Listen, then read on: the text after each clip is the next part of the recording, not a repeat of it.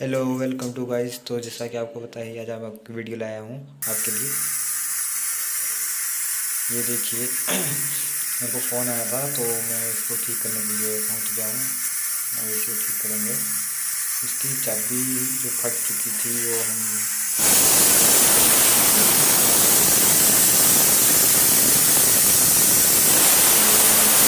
बहुत ज़्यादा है गाइस,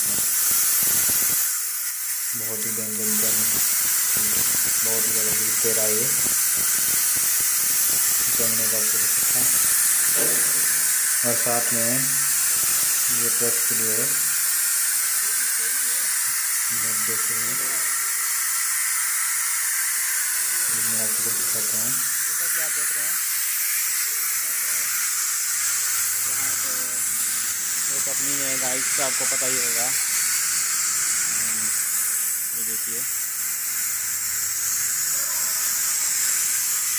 इसी के साथ आपने देखा गाइस बाहर जगमग एकदम काम और ये खाली हो चुकी है अभी 2 पे। अरे ये खाली हो चुकी है गाइस। तो आप लाइक करें, सब्सक्राइब करें और शेयर करें ज़्यादा।